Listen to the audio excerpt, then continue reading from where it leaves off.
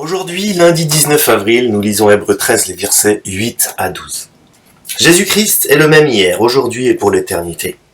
Ne vous laissez pas entraîner par toutes sortes de doctrines étrangères, car il est bon que le cœur soit affermi par la grâce, et non par des aliments qui n'ont servi de rien à ceux qui en ont usé. Nous avons un autel dont les desservants du tabernacle n'ont pas le droit de tirer leur nourriture. Car les corps des animaux dont le sang a été offert pour les péchés dans le sanctuaire par le souverain sacrificateur sont brûlés hors du camp. C'est pourquoi Jésus aussi, pour sanctifier le peuple par son propre sang, a souffert hors de la porte. C'est un passage qui nous rappelle l'intention de l'auteur aux Hébreux. Il met en opposition la religion juive et Christ. Et bien sûr, on voit que Christ est supérieur en tout point à la religion juive, aux préceptes de l'Ancien Testament, aux préceptes de l'Ancienne Alliance. Alors ici, on est devant une comparaison entre le sacrifice qui se pratiquait dans l'Ancien Testament, pour nous, et le sacrifice de Christ. Alors, verset 10, un autel dont les desservants du tabernacle n'ont pas le droit de tirer leur nourriture. Qui est le nous? Est-ce que c'est les chrétiens? Non, ici le nous, c'est les juifs qui accomplissent le rituel.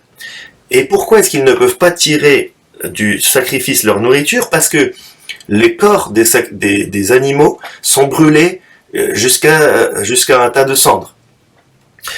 Alors, non seulement le peuple juif n'avait pas accès à la viande des sacrifices, il y avait une exception pour les sacrificateurs qui pouvaient bénéficier des viandes offertes en sacrifice, mais dans certains cas de sacrifice très particuliers.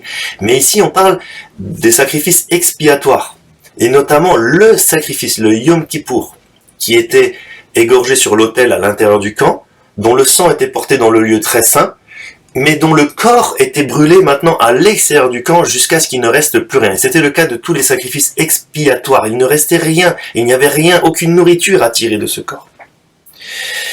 Donc non seulement le peuple n'avait jamais accès à la viande des sacrifices, mais également les sacrificateurs, quand il s'agissait d'un sacrifice expiatoire, n'avaient pas accès.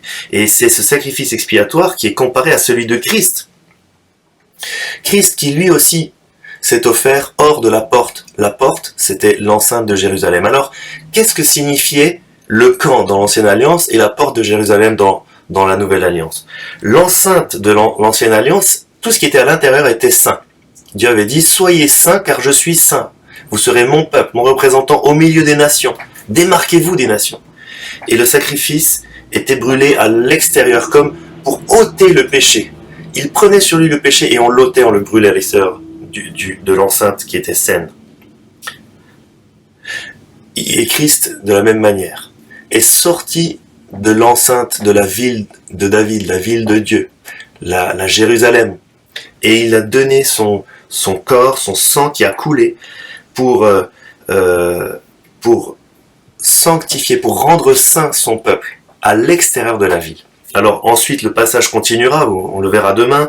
Sortons donc du camp pour aller vers lui. Donc maintenant les chrétiens, les croyants qui s'attachent à Christ sont invités à sortir de la ville. On n'est plus invité à rester un peuple fermé sur nous pour se démarquer des nations, mais on est au contraire appelé à aller dans le monde, dans les nations. Ce serait le parallèle de l'église missionnelle qui vit rassemblée pour s'équiper afin d'être des représentants de Dieu dans l'église dispersée, qui est tout autant l'Église, et donc représenter auprès des nations la réalité de l'Évangile.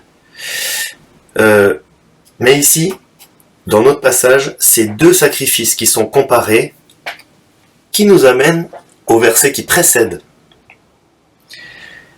Ne vous laissez pas entraîner par des doctrines étrangères. Quelle était la doctrine étrangère ici?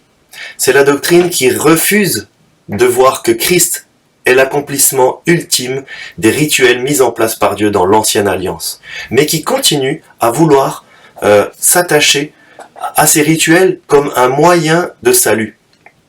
D'ailleurs, il y a un gros problème, c'est que les Juifs n'ont plus d'endroit sur lequel accomplir ce sacrifice. Ils n'ont plus le lieu très saint dans lequel apporter le sang du sacrifice, et ils n'ont plus l'enceinte en dehors de laquelle allaient brûler le sacrifice. Alors, même si on voulait le faire, on ne pourrait plus le faire. Mais ici, il est question, en opposition avec ce rituel qui ne sert de rien à ceux qui veulent en user, à la grâce qui affermit quiconque s'en empare, quiconque est au bénéfice de cette grâce. Donc on met en opposition l'attachement à cette tradition qui ne sert de rien, mais au contraire, et qui est définie comme une doctrine étrangère finalement. Mais ici, c'est de dire, cette ancienne alliance nous a conduit à une doctrine efficace que l'on reçoit par la grâce. Voilà. Alors, si nous faisons maintenant le parallèle, est-ce que nous sommes encore entourés d'une tradition juive forte qui tenterait de regarder que la tradition de l'Ancien Testament? Oui, il y a certaines communautés autour de nous, mais plutôt en minorité. Mais quelles seraient pour nous les doctrines étrangères?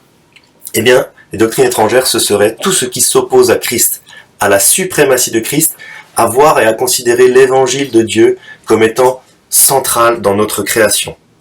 Ça pourrait être, on pourrait dire, toute forme de religion qui ne reconnaît pas Christ comme le centre. Ça pourrait être notre République, pourquoi pas. Ça pourrait être peut-être notre vision de la liberté, de la laïcité. On pourrait citer plein de choses comme ça qui seraient mises en avant et qui considéreraient que Dieu manifesté en Jésus-Christ serait secondaire, voire inefficace, qui ne sert de rien, qui serait hypothétique ou un détail de l'histoire.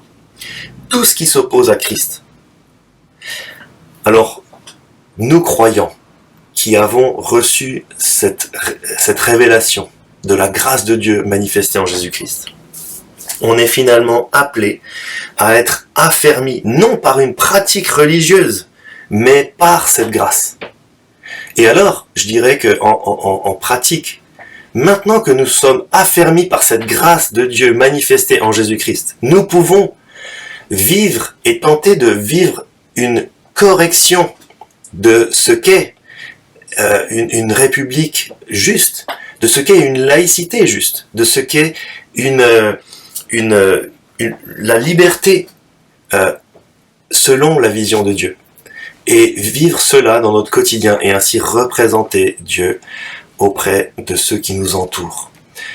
Nous sommes affermis par la grâce, par ce sacrifice offert une fois pour toutes et efficace. Alors que ce soit notre joie, notre partage, et que nous puissions, fort de cela, vivre dans notre société avec un reflet qui conduit les uns les autres à cette réalité centrale de Dieu manifesté en Jésus-Christ, qui désire faire grâce à quiconque le reçoit.